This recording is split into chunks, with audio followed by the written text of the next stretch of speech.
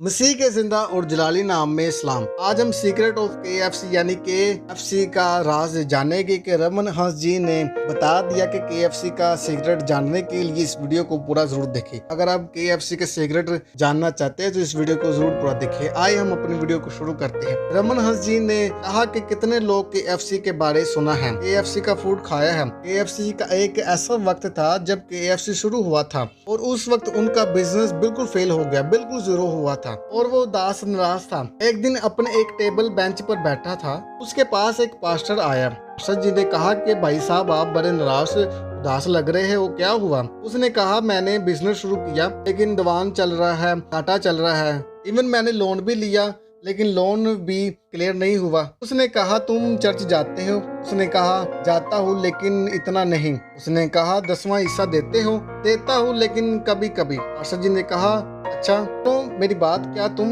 चाहते हो कि तुम्हारा बिजनेस ब्लेस हो, तुम्हारा बिजनेस पूरी दुनिया में नाम हो? और उसने कहा कि मैं चाहता हूँ कि मेरा बिजनेस हो, मेरा नाम जो है, मेरे बिजनेस का नाम पूरी दुनिया में हो। पास्टर जी ने कहा कि आज के बाद अपना 10वां हिस्सा ईमानदारी के साथ खुदा को देना है, चाहे घाटा पड़े, जो फायदा हो, चाहे कुछ भी फायदा हो या कुछ भी हो, लेकिन ये कहा है कि बंद नहीं करना है, 10वें हिस्से को अपने बंद नहीं करना है, 10वां हिस्सा देते रहना है। उसने 10वां देना शुरू किया। 1 महीना 10वां दिया, 2 महीना 10वां दिया। उसने देखा कि मेरा बिजनेस बढ़ने लगा। ऐसा KFC को परमेश्वर ने बूस्ट किया।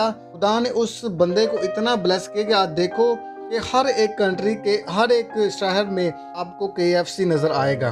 दुनिया की बड़ी से बड़ी कम्युनिकेशन बिजनेस, दुनिया के प्रेसिडेंट, अमेरिका सारा क्रिश्चियन है क्योंकि वो खुदा के साथ है। उनके नोट के ऊपर लिखा है कि इन गॉड वी ट्रस्ट।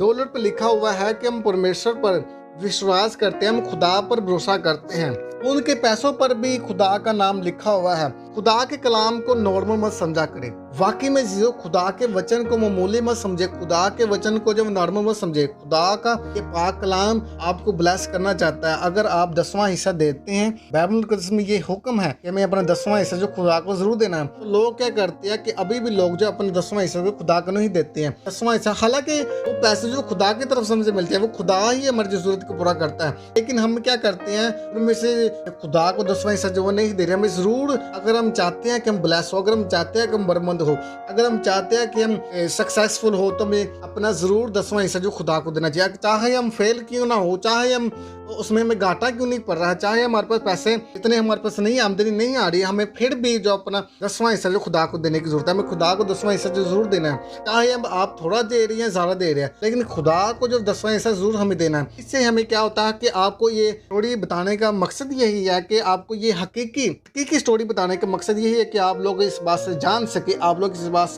लोग को इस बात का पता चल सके कि 10वां हिस्सा में कितनी ब्लेसिंग है। अगर आप सक्सेसफुल होना चाहते हैं, अगर आप चाहते हैं कि आपका बिजनेस, आपका काम काज वो बरमंद हो, कामयाब हो, तो आप अपना 10वां हिस्सा जरूर खुदा को दिया करें। खुदा को जितना भी दे सकते हैं, खुदा को आप उतना खुदा को दें। चाहे आप थोड़े दे रहे हैं या ज्यादा दे रहे हैं, लेकिन खुदा को 10वां हिस्सा जरूर दिया करें।